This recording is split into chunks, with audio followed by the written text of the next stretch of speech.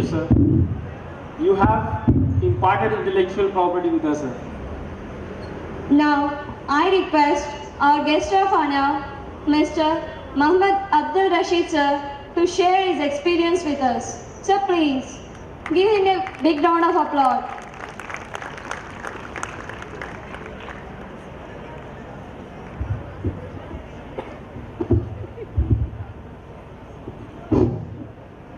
Good evening. I said good evening. Good evening. Oh, that's great energy. Lovely to see you. Honorable Chief Guest on the dais and my colleagues on the dais and young leaders of my future India. It's my great pleasure to be here with you all. I see a great future Indians in this forum. I must thank Akbar of Gajwel village, none other than Dr. Khurshid. He is having a great mission to develop future leaders for India. I'm going to make a ridiculous statement today. Please accept this. I'm very rude in saying this. You all will be a great successful leaders down the line 20 years. And I'm sure why I'm giving this statement is because we are in India. Believe me and trust me, this statement I'm reiterating and re-emphasizing. India is a such country which gives great growth opportunities for all Indians down the line. You can ask me why. I simply say that because of our young population in India today. I will say a few words. I have to respect the timing given to me. It is 10 minutes. I'll try to conclude my few words within 10 minutes. And today's survey says India's population around 1.25 billion. The youngest population in the world. Do you know, across the globe, all big corporate companies are eyeing on India because to tap the young talented people from India. Do you know that? By 2020, the average Indian age is 30 years, which is not there across any country. The average age of Singapore is 45. China is 45 by 2020. We are very fortunate because of this today's population. So coming to this, today's topic, especially I want to share few thoughts to achieve success in our lives. And I'm speechless because a lot of stalwarts are there as my panel members, Dr. Sanjeev Rao, Dr. Ranga Rao, Dr. Panduranga Rao, who are stalwarts in HR profession. They are gurus and masters in HR fraternity. They are there, and we are very fortunate. You and me are very fortunate to listen from them and take away at least few tips from them that will help us to grow in our future lives. Trust me, they are the stalwarts in HR fraternity. And coming to today's my talk about 5 minutes, whatever I learned during last 2 decades in my professional life, and whatever I read books, I have diehard authors like Robin Sharma, and whose books are like a real self-help books which I read recently. I took very few sentences or very few tips from those books. One of the greatest book why I read is Who Will Cry When You Die? Written by Robin Sharma. If time permits, please read this book. I'm sure that will help you a lot in carving your professional life as well as personal life. I'm sure. Which has given it a stunning results in my professional life as well as my personal life. And I also read a lot of books, and I can recommend one more book called Power of Your Subconscious Mind, written by Joseph Murphy. It is a wonderful book. Trust my friends, believe me, these two books really helps you a lot to develop your future goals. And I read a lot of books which I don't want to refer here. And out of my professional experience and personal experiences, I collected a few tips which I want to share with you. Can I? Can I? Yes. There are few tips, not more than 5. Exactly 5 personal tips I want to share with you all guys today, which are really self-mastery philosophical tips. Maybe you are aware of all those things.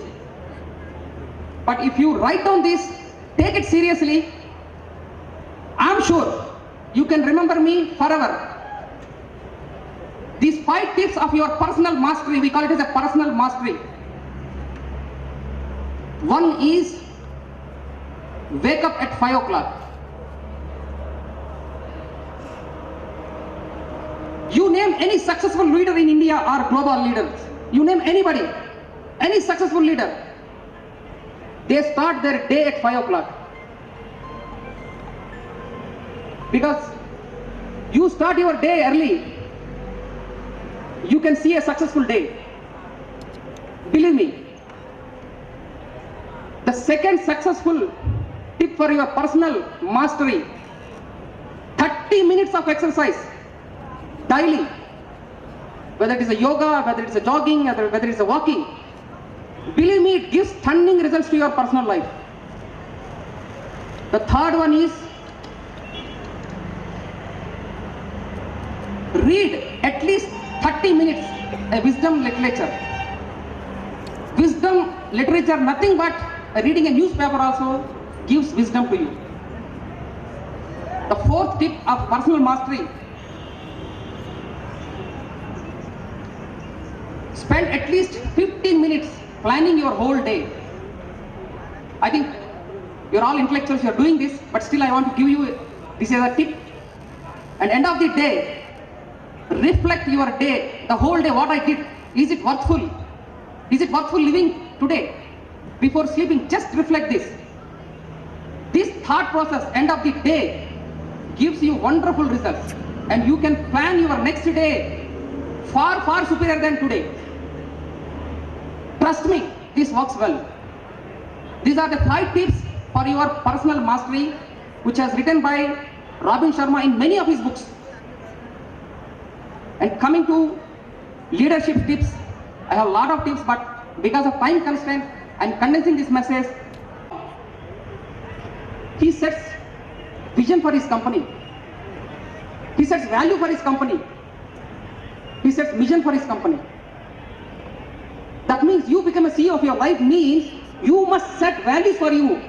You must set vision for you. You must set mission for you. This is only the root cause for your professional success. This thought process leads to a great leader in you.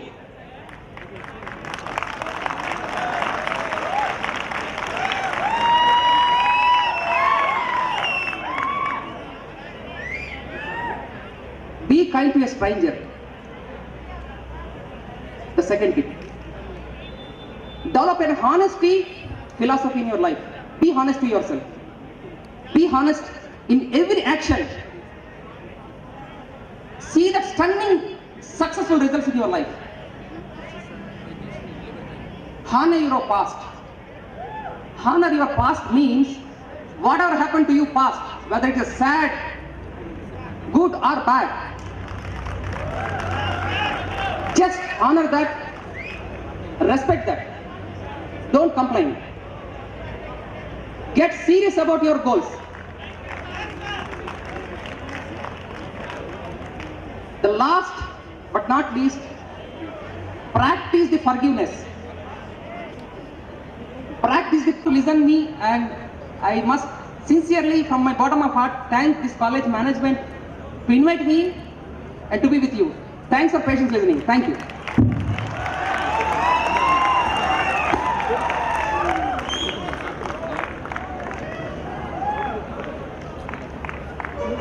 Thank you, sir.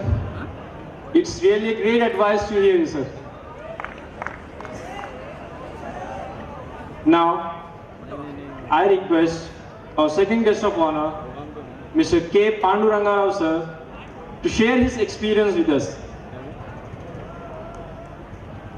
Sir. Respected Mr. Jafar Javid, the member of the National Monitoring Committee for Minorities, Ministry of Monetary Affairs, Government of India, the Honorary Secretary of Mufjang College of Engineering and Technology, Mr. SYED Kursi, the Chairman of this institution, Dr. Vedvati Desai, who is Principal of this institution, my colleague Mr. Amir Rashid, Mr. Sanjeev Rao, Dr. Sanjeev Rao, the professors, other dignitaries of the dais, the professors, teaching staff, friends, colleagues, students, would-be young engineers of our nation, and finally, my dear brothers and sisters. At the outset, I am very, very happy to be with you all in this evening gathering.